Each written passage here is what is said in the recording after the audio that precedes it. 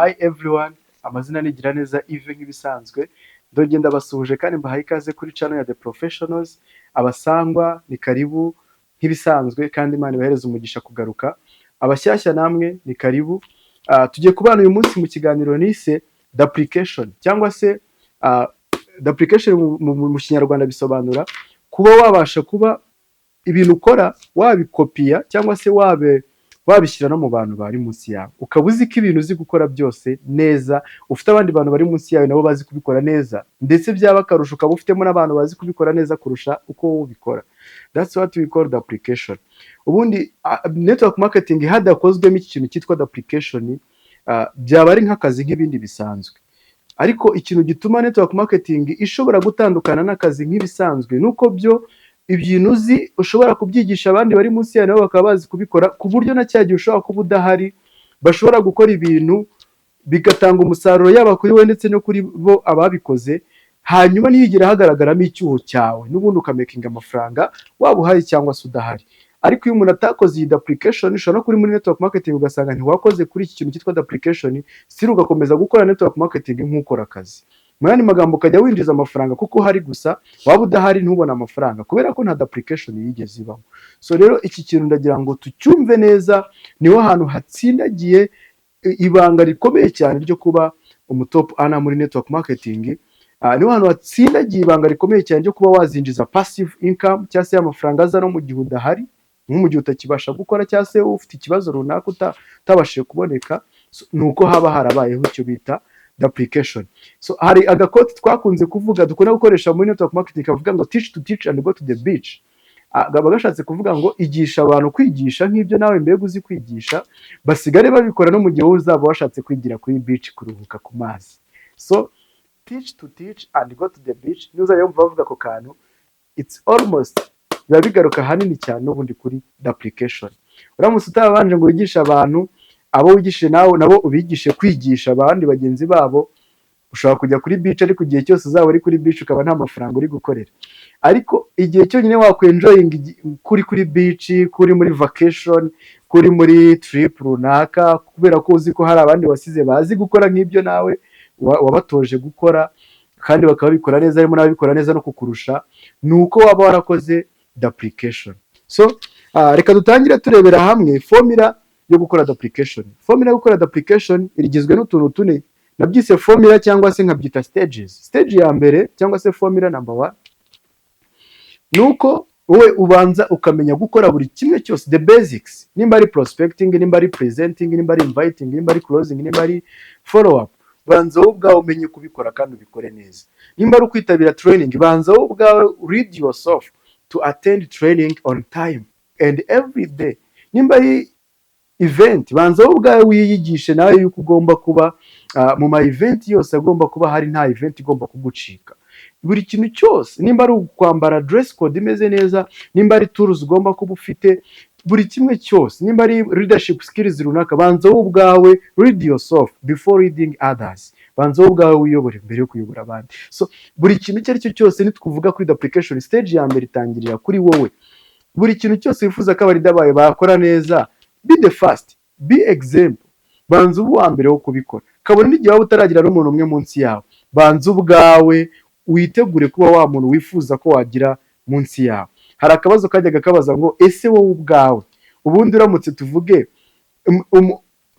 Imana iguhaye abandi bantu bameze nka, ikaguha abantu bari copy of yourself, bameze nk'uko umeze, batumira nk'uko utumira, bitabira training nk'uko uzitabira, yewe bafite ubunyangamugayo nk'ubwo ufite, ubwo nimba ufite ubukemangwa nawe uri kubyumva.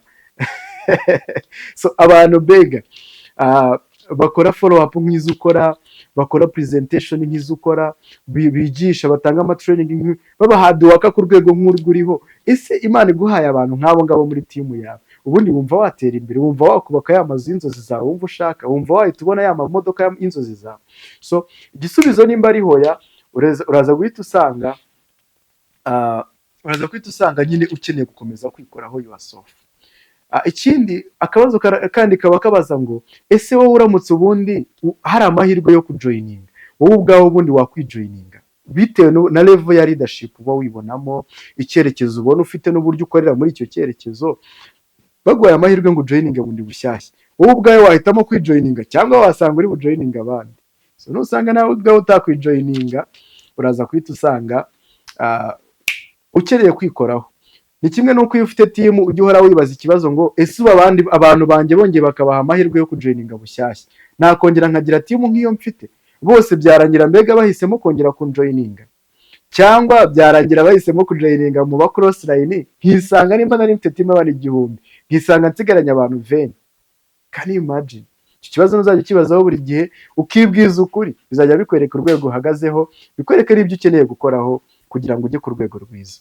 So twabonye ko stage ya mbere ni ukubikora wenyine. Banza wowe ubwawe umenye gutumira, banza ubwawe nawe ukore prospect list, unayikoreho, ujye utumira, ujye ukora presentation, ujye ukora ama follow up n'ama closing, ibintu nk'ibyo ngibyo. Nagira utangira umufasha gutangira neza business, ukore promo ya training ndetse na event, ibintu nk'ibyo ngibyo.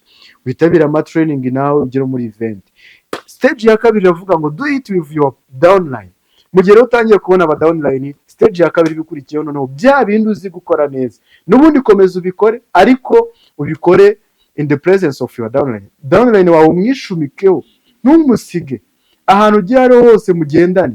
Ubundi mu ishuri bitandukanye cyane n'uburyo dukora muri network marketing. Mu ishuri waba uzi gukora utuntu neza, ukadukora wahishe mugenzi wawe ngo atagira ikintu abona agakopera. Ariko muri iyi business umuhanga ahubwo urenze ni umuntu uzi gukopera, ndetse n'umuridi uzi gukopeza abarida be. Naho n'ubu uri umuridi ugashaka guhisha abarida bawe, ubwo application izigera iboneka. N'ubu se uri downline ukaba utazi gukopera upline wawe, ubwo ntabwo uzigera winjiza amafaranga menshi nk'ayo upline wawe yinjiza. So ahangaha rero noneho stage ya kabiri tubonye ko ari ukuba we upline uzi gukora prospecting, ariko noneho prospecting uri kumwe n'umudownline wawe, mugendane. Nimba hari ukuntu wajyaga approaching umuntu umuhuriye mu muhanda ukahita umwaka nimero, noneho ako kajeste ko kwaka nimero mu muhanda ku muntu muhuye mutari muziranye, ukeneye nko kugakora uri kumwe n'umudownline wawe, akabona ko nibura bya bindi twigisha by theory even in practice uzi kubikora koko. Noneho nimba tuvuga ari kwa gutumira, reka bive muri theory, ureke kubimwigisha kuko wabisomye muri GoPro, ahubwo tumira umuntu yumve. Kora call utumira umuntu yumve, uri kumwe n'umudownline wawe, uri kumwe n'umupartner wawe, nawe undi mushyashya. Nimba se ari ukwigisha, watumiye umuntu yahageze, noneho ukeneye kumwereka plan, uwo muntu ukamwigisha product, ukamwigisha na plan, downline wawe yicaye iruhande rwawe ari kubireba byose uburyo wigisha, bikava in theory bikaza muri pratique, kandi downline wawe ari kubireba. Iyo ni stage number 2. Stage number 3 ni uko noneho kuko hari igihe kinini runaka umaze wenda ubikora, umudownline wawe ari iruhande rwawe ari kubikurikirana, noneho rero kugira ngo utestinge nimba nawe hari ikintu amaze kumenya, noneho indi stage ikurikiraho ariyo ya gatatu, umudownline wawe nawe azigisha noneho, ariko nawe uhicaye uri iruhande rwe kugira ngo uze kumenya n'ahantu yaba yakoze mistake uhamukosore, kuko aho ngaho butaramara kumakinga sure nimba koko yabasha kubikora ari wenyine akabikora neza. Ugomba rero kuhaguma iruhande rwe, nimba ari ukwigisha buri ruhande rwiwe yigishe wumva ibyo yigisha. Hato ashobora kuza kuvuga ibintu bitari byo muri product, ashobora kuvuga ibintu bitari byo muri plan, wenda ntumusebye imbere mu prospect, ariko ukaza kumuhugura nyuma mu prospect amaze kugenda, kugira ngo ubutazabikore neza. Then ashobora kwigisha ariko akigisha yirebera mu gitabo, atazi gukora eye contact ngo arebe n'umuntu ari kwigisha. Utwo tuntu twose uraza kutumuhugura nyuma, kuko wabashije kumwitegereza uko yari ari kubikora cya gihe. Nimba mwarajyanaga muri outreach mukajya muri seminar ahantu, byose ukabikora wenyine, noneho mukeneye kujyana wenda akaba ari presenting, wenda wowe ukaza kumukorera nka closing gusa, ariko nibura ukaza kumurebera uburyo ari bukora iyo presentation, kugira ngo nihagira n'amafuti aza kuzamo uze kumuhugura. Ubutaha nabwo uzahabe urebe ko ibyo wamuhuguye yabikoze. Igihe uzaba umaze kubona yuko noneho n'ibyo wamuhuguye byose asigaye abikora neza, nibwo hazaho stage ya kane yo kuvuga ngo let your downline do it himself or herself. Noneho uramureka akabikora neza ari wenyine, waba uhari waba udahari, ubuzi ko ari bukore prospecting, ubuzi ko ari butumire, ubuzi ko ari bukore presentation, ubuzi ko ari bukore closing, follow up, byose akabikora kandi neza nubwo waba udahari. So ubuzi ko ashobora kujyana muri seminar, ubuzi ko ashobora kujyana muri event yakanayitegurira, none hari event y'abantu bari munsi ye. Ariko izo stage zose iyo utazikurikiranye gutyo, hari igihe usanga application yawe ituzuye neza. Hari igihe usanga uwo muntu yego hari ibyo azi gukora, ariko ntabwo azi gukora neza 100% nk'ibyo nawe uzi gukora. Kandi icyo tuba twifuza muri application ni uko umuntu umurema nko kopi yawe akaba azi gukora neza 100% nk'ibyo nawe uzi gukora, byaba byiza akaba bizi no kukurusha. yes.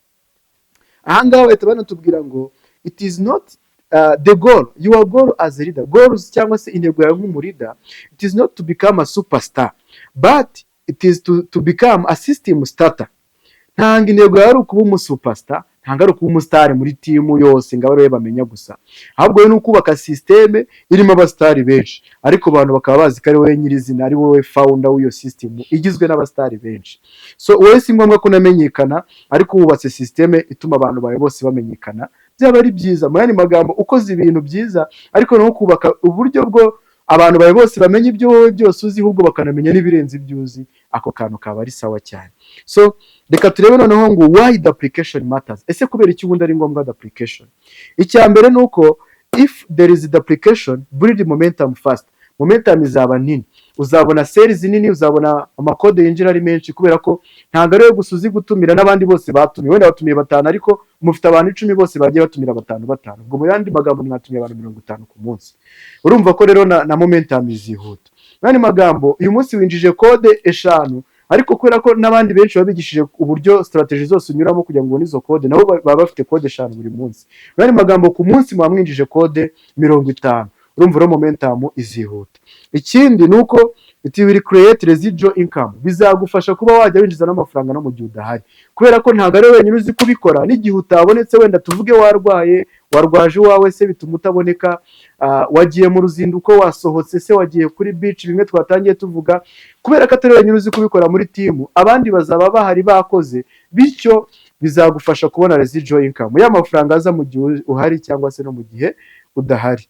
Then ikindi, make your business stable. Bizatuma business yawe iba stable, kubera ko niharwaramo umwe cyangwa babiri, business izakomeza ikore. So ibyo byose reka no kubitindaho. Ikindi kintu nakubwira rero, the key of the application, nk'imfunguzo z'ingenzi ngiye kuvugaho nko kuri 2 zagufasha gukora the application neza. Urufunguzo rwa mbere, it's a simple and repeatable system, kujya ukoresha uburyo bworoshye kandi busubiwemo kenshi. Urugero, ushobora kwigisha business ugasanga uri kwipanika, uri kujya kwigishiriza kuri laptop, ku ma projector.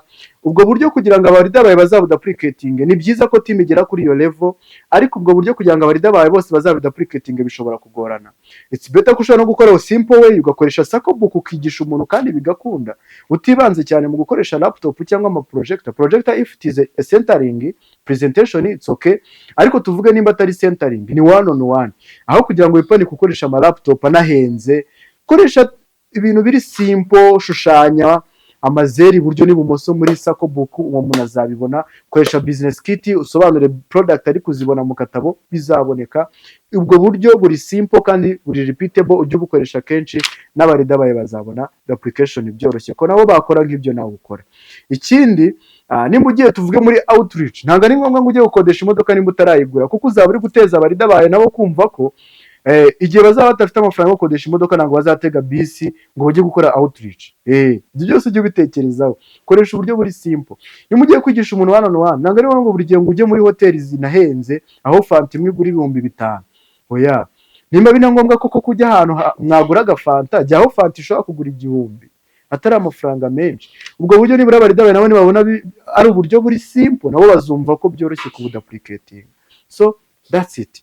Then indi key ya nyuma navugaho kuri izi key ngiye kubabwira, it's to use the same tools for everyone. Mugashyiraho system muri team yawe, ugashyiraho tools ziri common abantu bose bakoresha. Nimba ari slide mukoresha muri presentation, zisohore slide za product niza kuri business, ziba ari slide zimwe zihoraho. Nimba ari ama script abantu bagomba gusoma muri training, shyiraho script zishobora kuba common team yawe yose ikagikoresha izo script, ku buryo nimba bigisha inviting, uraba making ashobora ko uko muri ya training center, nimba umaze nko kubyara ama training center nk'atanu, uraba uri sure ko script bari gukoresha muri ya training center niyo n'ubundi no mu yindi training center bakoresheje. Bityo the application izihuta kuko mwese mwiga ibintu bimwe, mwese mwigisha ibintu bimwe. So izo ni indi key nazo zifasha muri the application. Hanyuma indi key ya nyuma noneho y'ingenzi, ni show, don't just tell. Bereke. Abana buriya bumva cyane ngo ibyo papa akora kurusha ibyo papa avuga.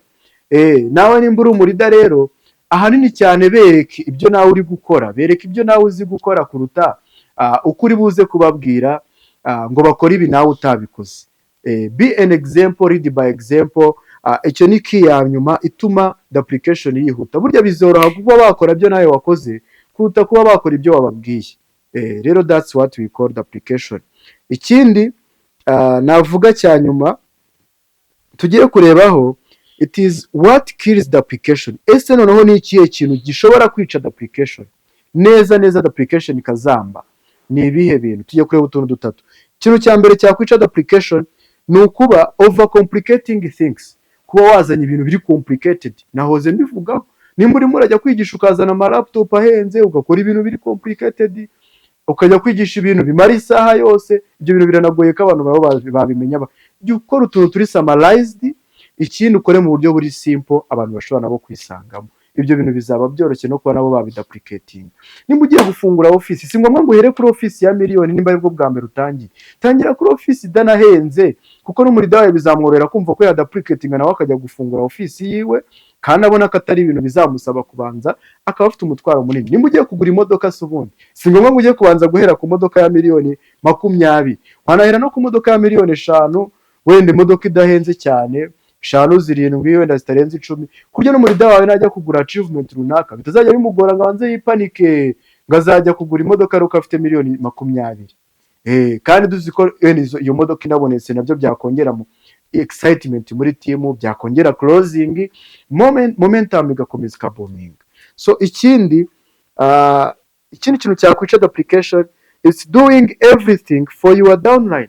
Kuba ibintu byose wakomeza ukajya bibakorera, nabyo ni amakosa. Nimba ari training uyitanga kuva kwa mbere kugeza ku wa 5 kandi uri umurida umaze kugira abantu 100 500, ni ikibazo. You have to delegate. Uyu munsi ugatanga training ariko ejo nabwo ugatanga ukadelegating umwe mu barida bawe nawe agatanga training, ukumva n'uburyo yitanga, wakumva wenda harimo amakosa ukazamukosora, ariko ntaba ari we wenyine ushaka kuba umustar, ntaba ari we wenyine ushaka kuba inyenyeri imurika muri team. Reka n'abandi bashining, reka n'abandi bamurike. Wivuga ngo ni wowe wenyine uzajya utanga closing muri team. Uyu munsi nimba watanze closing, reka na mugenzi wawe ejo nawe azatange closing. So wikora ibintu byose kuri team yawe, wibigishiriza. Hari n'umuntu ushaka no gusanga wenda ari kubigishiriza akayigisha kuri profile, akigisha kuri product, kuri business, akaza no kwiclosingira kandi afite team y'abantu 100. So ukeneye gufata umwe akaza kwigisha kuri company profile, ndi kuri business, ndi kuri product, wenda ukaza guclosing. So ibyo bintu byose bizagufasha mu gukora business the application yawe ikihuta. Icyanyuma rero tugiye kureba teaching advanced tactic too early. Kuba watangira kwigisha ibintu biri advanced kandi ugifite team ntoya. Urugero, utangiye kwigisha abantu wenda kuhita bajya kuri Zoom, ufite abantu 2 3, wenda ngo mujye mukorera presentation kuri Zoom. Abantu 2 3, okay, bishobora gukenerwa ariko ntago ari kenshi. Aho ngaho ntago mukiri mwari mwayikenera biri kenshi. Mukeneye gukoresha ama offline cyane. Mushobora gukoresha group ya WhatsApp ikabihagije muri icyo gihe. Ese ubu kano kanya mu muntu ugifite abantu 2 3, ukeneye group yo kuri Facebook. Ngo nukubonye ngo the professionals ifite group ya Facebook, CTI network ifite group ya Facebook, Victorious nawe ufungura group ya Facebook y'abantu bawe, ufungura YouTube channel. Ibyo bintu nabyo bisaba kubigendamo gakeya. Hari advanced strategy nawe ukeneye uzanakora mu gihe cyanyacyo, ariko kano kanya ubudakeneye. So ibyo byose ugomba kuba wabinotinga ahantu. Icyanyuma rero it's not having a system. Nudashyiraho system abantu bawe bagomba gukoreramo, nabwo the application izagorana. Thank you so much. Kora ku kintu cyitwa the application inshuti yanjye. Ntago nshaka iyi video iba ndende, sinshaka gusubiramo ibintu cyane, ariko wenda gushishikariza kuba wanayisubiramo ukongera ukayumva, ukayisharinga n'abarida bawe kugira ngo bumve ku kintu cya the application, kuko the application matters most. Hari quote ivuga ngo it doesn't matter what works. Ntango icyo wowe wakora icyo ari cyo cyose gifite mata, kimataringa, gifite agaciro. What matters most is what you duplicate. Igifite agaciro cyane ni bikeya waba uzi gukora, ariko n'abantu bawe bose barabigishije kubikora, bazi kubikora nkuko nawe uzi kubikora, cyangwa se harimo n'abazi kubikora neza kukurusha. Ibyo nibyo bizatuma winjiza amafaranga menshi, ukaba mu top earner, ukaba mu 6 figure earners. So ukagira team nini cyane kaboominga, mukagira achievement akomeye cyane muri team, mukagira success story nyinshi cyane muri team, nuko habonekamo ikintu cyitwa the application. So thank you so much. Reka tuzabonane muri video y'ubutaha. Nimba ari ubwa mbere tubanye, wibuke gukora subscribe. Nimba dusanzwe tunabana kandi ntiwibagirwe gukora like kuri iki kiganiro nimba wagikunze. Uduhe na comment muri comment box, tubone ibitekerezo byanyu, tubone comment zanyu, biba bikenewe. Thank you so much. I love you. Ciao ciao.